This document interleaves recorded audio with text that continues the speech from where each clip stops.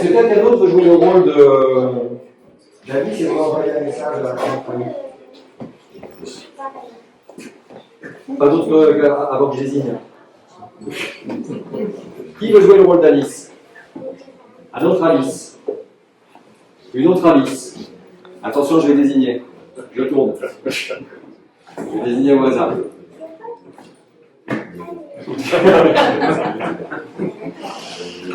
On va donner une boîte et un cadenas. Enfin, le cadenas. Vous allez ouvrir. Vous allez.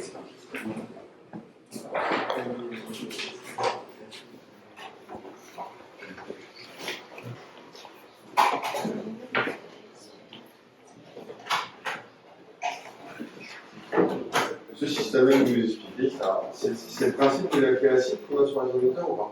Ouais. Alors en général, on fait les deux. C'est-à-dire que quand on fait du chiffrement à clé publique comme ça, ce qu'on peut mettre dans la boîte, c'est pas très gros, parce que les performances, la rapidité, justement pour les gentils, n'est pas très importante. Ce qu'on fait, c'est qu'on fait un tiroir, on met le secret dans la boîte, du coup on a le secret, et puis après, une fois qu'on a le secret, on fait des gros messages. On mettrait finalement la table de substitution d'un César ou d'un binaire, c'est ça qu'on mettrait dans la boîte. C'est le principe de vous trouverez la clé d'armoire dans une boîte, elle est fermée par un cadenas, dans la clé se trouve. Et c'est ce qu'on appelle les chiffrements hybrides de faire ça. Et c'est globalement plus efficace que de faire soit du clé public seul, et le clé secret seul, là, ça n'a pas de sens, puisque la fonctionnalité n'est plus la même. Est-ce que tu veux bien tu veux bien savoir le facteur?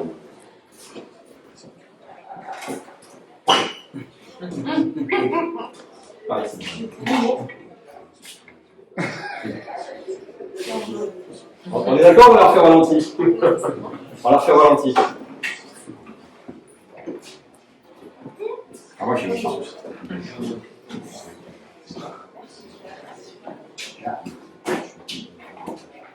Tiens, Bob. J'ai d'accord ce qu'il fallait pas. J'ai dû faire un verre. C'est comme ça. J'ai piqué la roue et j'ai fait vraiment.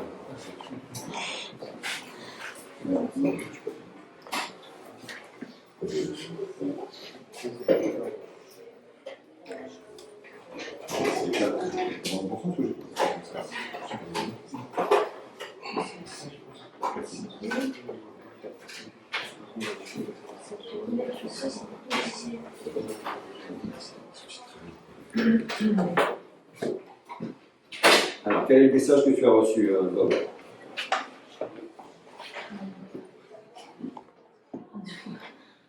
J'ai un rendez-vous à 14h et un rendez-vous à 13h. Ah oui. Est-ce que c'était bien ce que vous lui avez envoyé? Pas du tout. Évidemment, il y a eu une supercherie dans l'histoire. J'ai quand même mis en scène assez lourdement. Qu'est-ce que j'ai fait?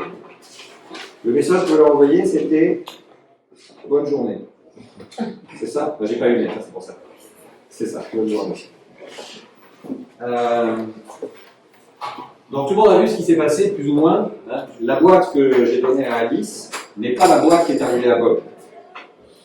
Et j'ai trafiqué, c'est pour ça que j'ai des cadenas de couleurs différentes pour que tout le monde puisse se rendre compte, mais il faut imaginer dans la vraie vie qu'il n'y a pas de couleur sur les cadenas. Et les clés aussi. Et les clés, elles ont la couleur qui va avec. Et le cadenas que, on est en l'air de ne pas y toucher, que j'ai donné à la nouvelle Alice, n'était pas le cadenas qui appartenait à Bob, c'était un cadenas qui m'appartenait à moi.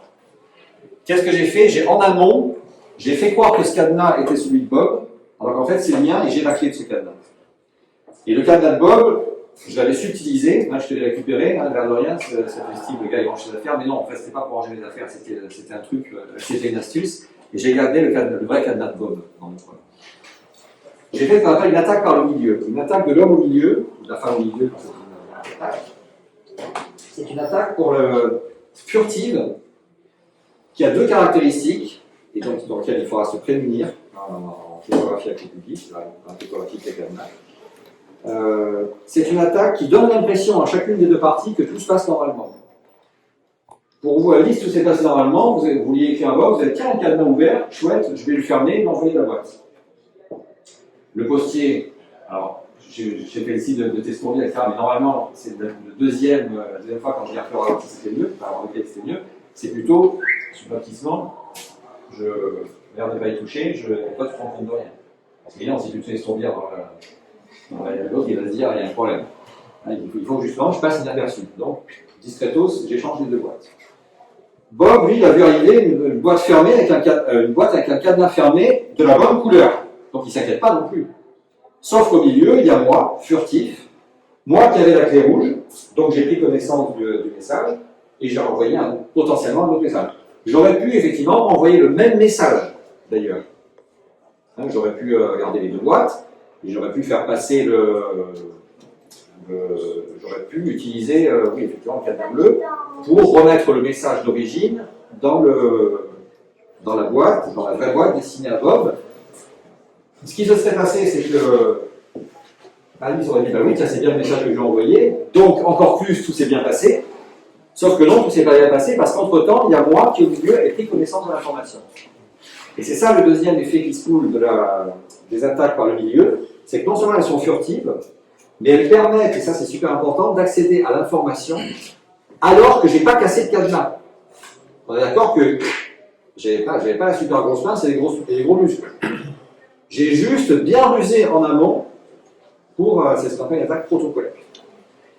J'ai accédé à l'information sans casser de cadenas. Une des morales, si vous ressortir avec une chose de cet atelier crypto, j'espère que vous ressortir avec un souvenir, mais entre autres, c'est quand on protège une information, il ne suffit pas de bien avoir protégé les clés. C'est une condition nécessaire, mais ce n'est pas une condition suffisante. De temps en temps, il y a des attaques superposées comme ça, où personne casse de clé, personne casse de cadenas, personne ne vole rien. Une petite substitution quand même au départ, il faut pouvoir substituer les cadenas, mais c'est quand même relativement léger comme entourloupe, et on récupère la totalité de l'information. On compromet donc l'information. Alors pour éviter ça, il faut ce qu'on appelle mettre en place une autorité de certification. C'est-à-dire que sur le cadenas, au lieu d'avoir une couleur, il aurait dû avoir le nom de Bob gravé. Parce que si une autorité qui, avec un stylet spécial dont il est seul à posséder la matière, il est seul capable de graver les cadenas, cette autorité de certification, mais jamais je peux faire l'entourloupe, parce que moi, je ne peux jamais faire passer un cadenas, je ne peux jamais faire croire que le cadenas rouge est celui de Bob, alors que c'est le cadenas. Je ne peux pas certifier le cadenas. Je ne suis pas assez puissant pour ça, je n'ai pas la puissance, je n'ai pas la puissance technologique de l'autorité de certification. On a parlé. Alors, aujourd'hui, on ne fait pas des boîtes et des cadenas pour traiter l'information numérique, on utilise des propriétés arithmétiques. Je vais juste vous les faire toucher du doigt, vous pourrez les relire plus en détail, c'est le chiffrement dit RSA, dont vous avez sûrement entendu parler, qui repose sur une difficulté mathématique, une asymétrie, justement. Il y a des opérations en mathématiques qui sont plus faciles à faire dans un sens que dans un autre. Exemple. Est-ce que vous pouvez calculer 11 fois 13? On va le faire de tête, mais vous avez le porte sur parole que si vous le faites sur papier ou avec un ordinateur, je dirais ça passe à l'échelle. 11 fois 13? 176. Non, 11 fois 13. Ouais, 143. Bon, maintenant, si je demande, ceux qui n'ont pas entendu la réponse, est-ce que vous pouvez 143 me dire c'est combien fois combien? Oui, bon, évidemment, ceux qui ont entendu, ils vont dire c'est 11 fois 13. Donc, si je dis 21, c'est combien? C'est 3 fois 7, ça c'est facile. Si je dis 8633, c'est combien fois combien? Alors, 8633, je vous laisse une petite demi-heure, on va prendre le pot, et on revient après. Et vous me dites, c'est quoi les deux machins? 99 par 97. Non, c'est 89 par 97. En plus, tu dis pas bien. Ah, c'est bien. C'est effectivement 89 fois 97. Je pense qu'on a juste le temps de manger 3 chips. 8633 pour retrouver les deux nombres 89 et 97, sont dans le premier, c'est pour ceux qui connaissent un peu. Pour retrouver, ça s'appelle factoriser, retrouver les deux facteurs premiers par rapport à multiplier. C'est l'opération inverse de multiplier. Eh bien, on constate comme ça par cette petite expérience. Et c'est vrai sur le papier. C'est vrai si on fait des calculs mentaux. Mais c'est vrai aussi pour un ordinateur. Il est beaucoup plus long de factoriser que de multiplier. Aujourd'hui, le meilleur ordinateur, ici, il faut passer à l'échelle, c'est pas 8633. 8633, il va vite pour trouver 80 et 97. Il va beaucoup plus vite que nous avec le papier ou avec notre cerveau. En moins d'une seconde, c'est fait. Mais si à la place de 8633, je mets un entier de 300 chiffres décimaux, obtenu comme produit de 150 chiffres décimaux, l'ordinateur il arrive ça. Le mieux qu'on sait faire aujourd'hui, c'est 240, 250, je crois, chiffres décimaux. Alors ça fait partie de ce qu'on appelle les challenges RSA. Il y a une boîte qui s'appelle la boîte RSA. Elle fabrique des défis comme ça, et puis elle dit le premier qui trouve, il a gagné, et puis il a gagné un peu. C'est pour ça que les gens font tourner leur ordi, parce qu'il y a pas un peu d'argent à la clé. Elle dit, moi en cachette, je vais choisir deux noms de premiers qui ont chacun 125 chiffres décimaux. Je vais faire le produit toujours en cachette. Ah, vous ne voyez pas. Le produit en cachette, 250 chiffres décimaux. Et maintenant, je publie le produit. 250 chiffres décimaux. Donc il faut retrouver le 89 et le 97, sauf que c'est plus 89, 97, c'est parti les gars. Le premier qui trouve, il a gagné 100 000 $. Alors il y en a qui l'ont pris au mot, effectivement, plus parce que pour progresser la science que pour gagner 100 000 $. Enfin, bon, ça n'empêche pas l'autre, hein. C'est pas bien de joindre l'agréable à l'agréable. Et ils ont réussi, vous savez combien de temps ça a pris avec les meilleurs ordi? Ça a pris 6 000 ans. Alors, je m'explique. Il y a un petit effet d'annonce là. Non, ça a pris 9 000 ans, pardon. Parce qu'en fait, ils ont fait tourner 6 000 machines en parallèle, c'est un algorithme qu'on peut lancer sur plusieurs machines en parallèle. Une phase n'est pas réalisable sur cet algorithme de factorisation. Et donc, ils ont fait tourner 6 000 machines dans une partie du temps, et ça a pris 1 an et demi. En fait, tout compris, s'ils n'avaient qu'une seule machine, ça aurait pris 6 000 ans. Je dis bien, c'est 6 000 ans. C'est ce qu'ils ont expliqué, en fait. C'est une unité informatique classique de compter le nombre d'années qu'on aurait mis si on avait eu une seule machine. Enfin. Et donc voilà, ça aurait pris 1 an et demi, alors qu'ils avaient 6 000 machines à leur disposition. Donc quand je dis c'est long, c'est long. Alors que celui qui a fabriqué le défi, quelques secondes, il suffit. Et le défi suivant, qui consiste à mettre 150 chiffres décimaux pour chacun, et puis un premier qui fait 300 chiffres décimaux, ça c'est juste H de l'univers.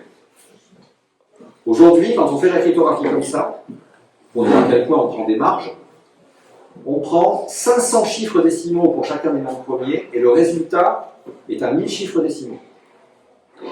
Le record est à 250. On travaille avec 1000 chiffres décimaux à la place de 8633. Pour être bien décrit. Ça, c'est le cryptosystème RSA. Pour ceux qui veulent des détails, là, j'ai plus le temps.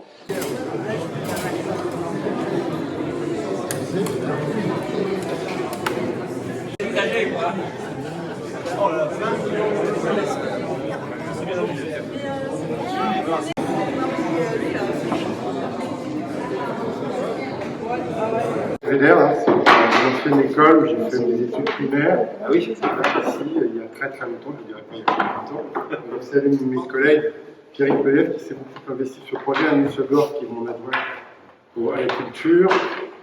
Donc, Caron, 4 ans de métier qui s'est aussi investi. Michel Cavaret, qui est le directeur de l'espace des sciences.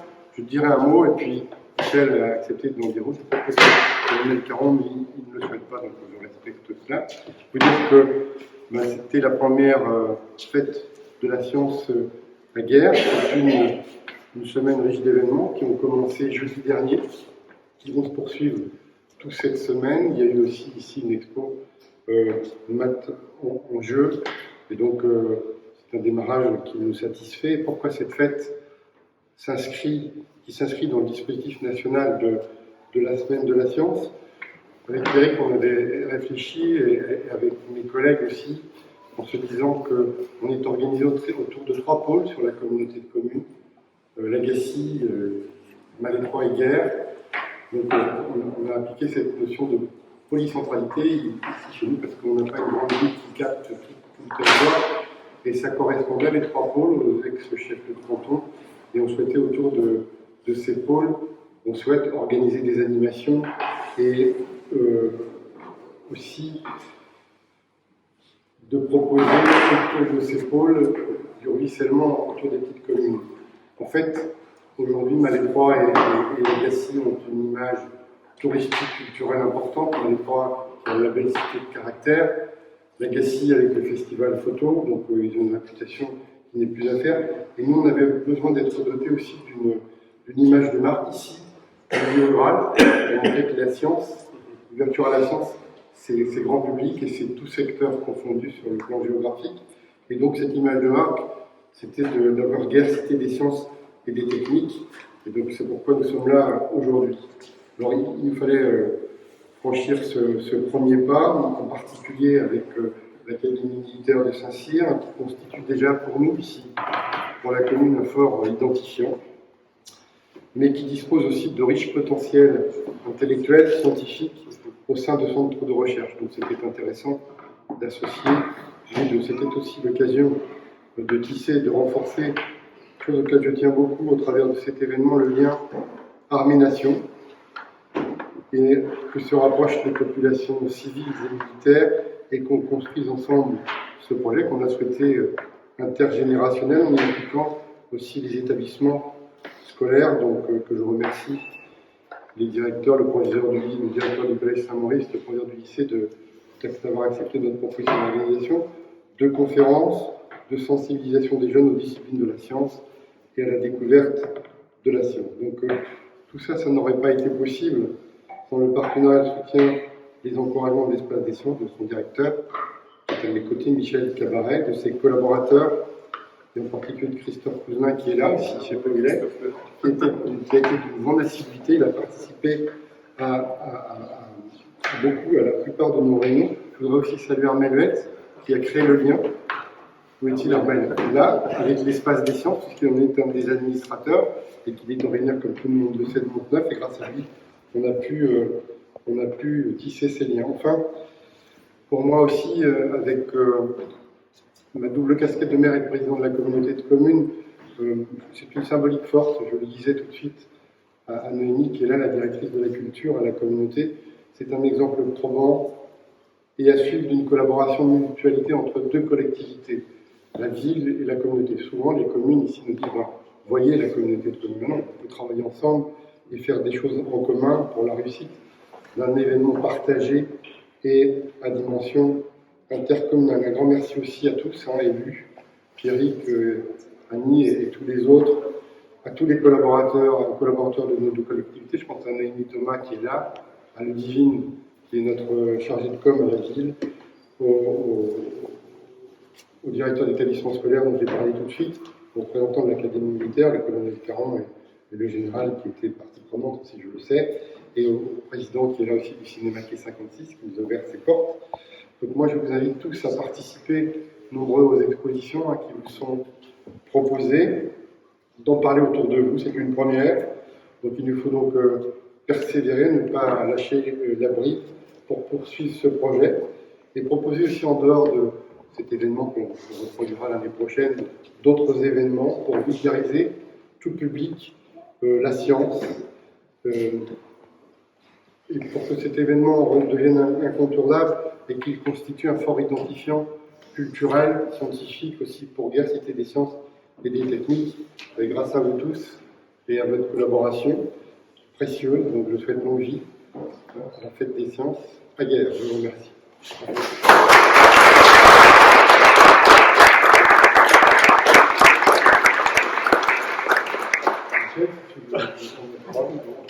Merci, monsieur le maire, président de la communauté, monsieur le vice-président, monsieur le colonel, mesdames et messieurs, puis chers amis, et avec mes collègues, écoutez, moi je suis très très content d'être avec vous. Je suis le directeur de l'Espace des Sciences et puis aussi le coordonnateur de la Fête de la Science en Bretagne. Il y a plus de 400 événements sur la Bretagne, mais le plus bel événement, je pense qu'il est d'ici à Guerre, parce qu'on a écouté monsieur Alquet nous parler de messages codés, et je pense qu'on se retrouvait tous enfants à coder, décoder, envoyer des messages secrets. La découverte des hiéroglyphes, par exemple, était un beau message aussi en son temps. Donc écoutez, moi, vous voyez, l'Espace des Sciences, j'ai eu ma vocation de scientifique pas très loin non plus d'ici. J'ai travaillé à la station biologique de Paimpont. Il y a déjà aussi, comme tu le disais, avec cette école un certain temps. Et donc, c'est vrai que moi, j'ai toujours aimé la science et j'ai aimé la partager. Et donc, on a monté l'Espace des Sciences à Rennes et je suis ravi qu'Armel soit avec nous parce que c'est lui qui a créé ce lien. Christopher qui monte de super expositions. Vous êtes peut-être déjà venus nous rencontrer à Rennes, au planétarium, aux expositions, aux conférences. Mais je pense que la science, lorsqu'on aime, on aime vraiment la partager. Et elle est pas, il faut aller, comme tu le disais, il faut aller au-devant des publics sur tous les territoires. Et que la science soit en fait à Guerre, je pense que c'est un très bon moment. C'est un moment précurseur aussi, qui en appelle beaucoup d'autres, parce que nous, on sera à vos côtés. On sera vraiment à vos côtés au niveau de la communauté de communes, ici à Guerre. parce qu'on a des ressources, on a des choses vraiment remarquables aussi à partager avec vous. On a aussi beaucoup, je pense, à apprendre, parce que tu l'as dit, la communauté de l'Académie nous permettra aussi sûrement, nous, de progresser. Pour vous dire un petit mot sur cette exposition, là, je suis assez ému, elle est autour de nous, mathématiques. C'est une exposition qu'on avait fait avec le Mathematicum de Gießen en Allemagne. Et donc, c'est vrai qu'on retrouve les mathématiques simples. Pour les gens, c'est abstrait, la science. C'est compliqué, on n'y comprend rien. Et puis aujourd'hui, dans le monde dans lequel on est, vous le savez bien, il y a de forts courants obscurantistes, complotistes, etc. Donc on a besoin de vous tous, on a besoin de votre enthousiasme pour donner le goût de la science aux jeunes, pour promouvoir la pensée rationnelle, pour créer l'économie de demain. Je pense que c'est essentiel. Alors c'est vraiment émouvant, j'étais très heureux de vous entendre un petit peu trop rapidement, mais on se reverra, hein, bien évidemment. Je ne suis pas mathématicien, mais bon, j'ai fait pas mal de biologie quand même, mais je m'intéresse à tous ces sujets, et puis je pense que le fait de le partager avec les enfants, c'est ce qu'il y a de plus beau. Hein, donc vraiment un grand merci, un grand bravo, hein, parce que tout ça aussi, il faut le soutenir, il faut l'organiser, et puis nous, on est à votre disposition. Hein, on sera toujours prêts à collaborer ensemble. Et puis parlez-en de la fête de la science autour de vous. Hein. Vous serez, après cette inauguration, les meilleurs ambassadeurs de la science chez vous, auprès de vos familles, de vos amis. Et puis, je vous dis à très bientôt.